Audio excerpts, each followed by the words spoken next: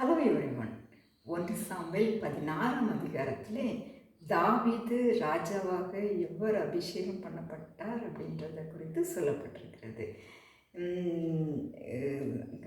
இஸ்ரவேலின் ராஜாவாகிய சவுல் அரசாண்டு கொண்டிருக்கும்போது கர்த்தர் சாமுவேல் தீர்க்கதரிசியிடம் தாவீது ராஜாவாக அபிஷேகம் பண்ணும்படி சொல்லுவார்.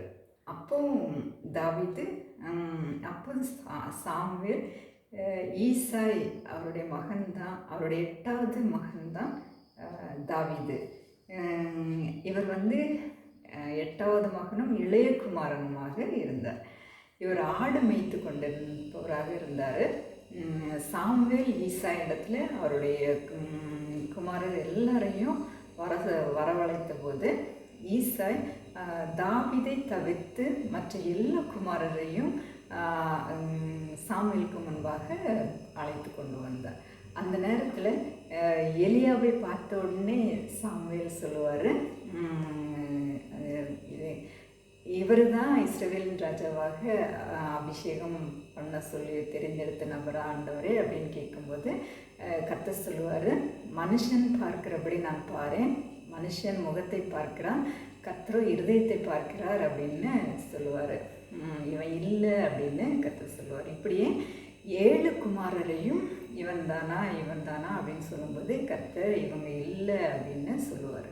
அப்போ சாமுவேல் ஈசாயிட்ட கேட்பார், உன்னுடைய குமாரர் இவ்வளோ பேர் தானா அப்படின்னு கேட்கும்போது, இல்லை, இன்னும் இளையவன் ஒருத்தன் இருக்கான், அவன் ஆடு மேய்த்து கொண்டு இருக்கிறான் அப்படின்னு தாவீதை குறித்து அவர் சொல்லுவார்.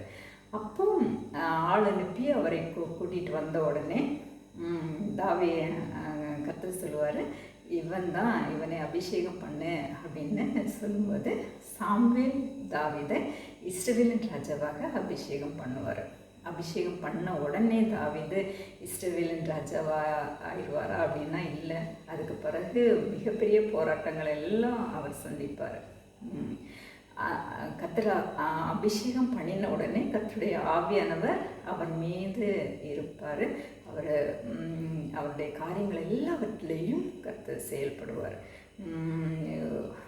ஒரு குறிப்பிட்ட காலம் வரும்போது இந்த சவுலுக்கு ஒரு பொல்லாத ஆவி அவனை பிடித்து அவனை அலைக்கழிக்கும். அப்போ அதிலிருந்து விடுபடும்படியாக ஒரு சுரமண்டலம் வாசிக்கிற ஒருவனை கொண்டு வாசிக்க சொன்னால் அதுலேருந்து ரிலீஃப் ஆகும் அப்படின்னு சொல்லும்போது சவுலின் ஊழியக்காரனே தாவீதை குறித்து சவுலிடத்தில் சொல்லுவான், இப்படி ஒரு வாலிபன் இருக்கான், அவன் சுரமண்டலம் வாசிப்பதில் தேறினவன், தாவீதை குறித்து அவனே சாட்சியாக சொல்லுவான். 1 சாமுவேல் 16ஆம் அதிகாரம் 18ஆம் வசனத்தில் தாவீது வாசிப்பதில் தேறினவன், அவன் பராக்கிரமசாலி, யுத்த வீரன், காரிய சமர்த்தன், சௌந்தரியம் உள்ளவன், கர்த்தர் அவனோடு இருக்கிறார் அப்படின்னு சொல்லுவான் தாவீதை குறித்து. அப்போ அவனை வரவழைத்த போது தாவீது சுரமண்டலம் வாசிக்கும்போது சவுலை பிடித்திருந்த அந்த பொல்லாத ஆவி அவனை விட்டு விலகி அவன் ஆறுதல் அடைவான்.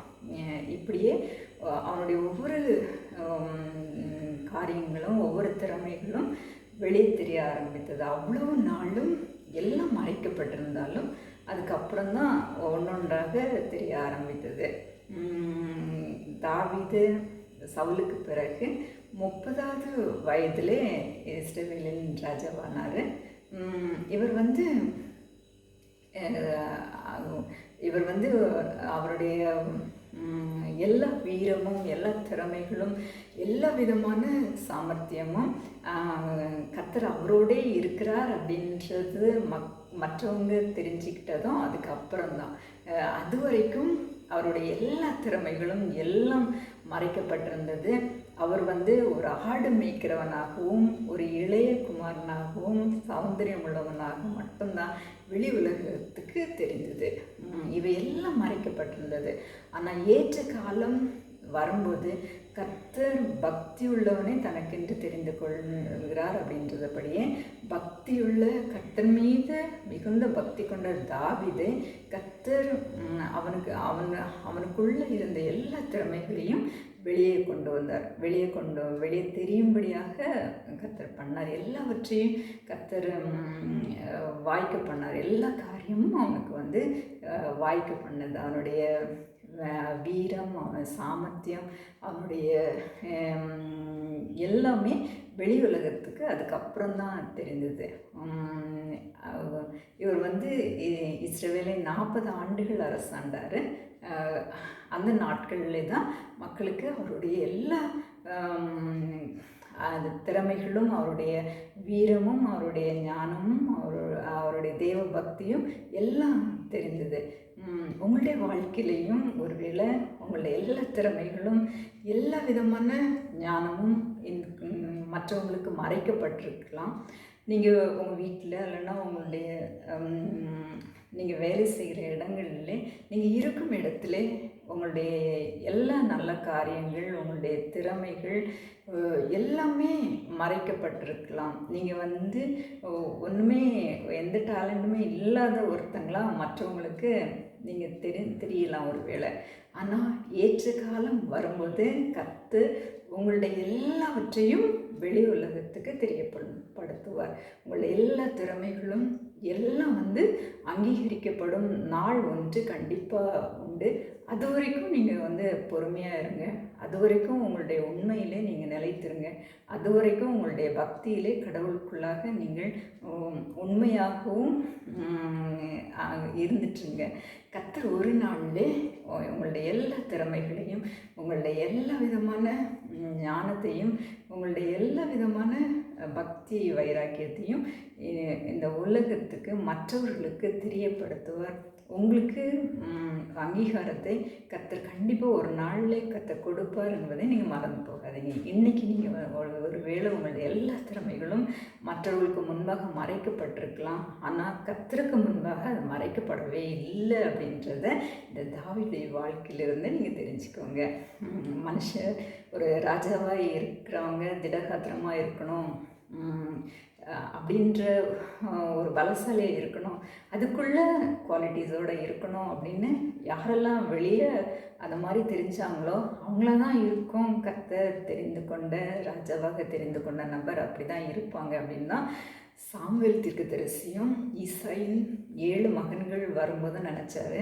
ஆனால் கர்த்தர் அவர்களை எல்லாம் நிராகரித்தேன். நான் தெரிந்து கொண்டது தாவீது இளைய குமாரனாகிய ஆடு மேய்த்து கொண்டு இருக்கிற தாவீது தான் அப்படின்னு அவர் சொன்னார். மனுஷங்க உங்களை அங்கீகரிக்காமல் இருக்கலாம், உங்கள் குடும்பம் உங்களை அங்கீகரிக்காமல் இருக்கலாம், இல்லைன்னா நீங்கள் வேலை செய்கிற இடத்துல உங்களுடைய திறமைகள் அங்கீகரிக்கப்படாததாக இருக்கலாம். ஆனால் மறைக்கப்பட்டு இருக்கலாம், மற்றவர்கள் முன்பாக மறைக்கப்பட்டிருக்கலாம் நிறைய நேரங்களில். ஆனால் ஏற்ற காலம் வரும்போது எல்லாவற்றையும் கர்த்தர் செயல்படுத்துவார். உங்களுக்கு வேண்டிய எல்லா அங்கீகாரமும், உங்களுக்கு வேண்டிய எல்லா உயரும், உங்களுக்கு வர வேண்டிய எல்லா நல்ல காரியங்களும், மதிப்பும் மரியாதையும் எல்லாம் கர்த்தர் ஏற்ற காலத்திலே உங்களுக்கு கொடுத்து உங்களை உயர்த்துவார் என்பதை நீங்கள் மறந்து போகாதீங்க.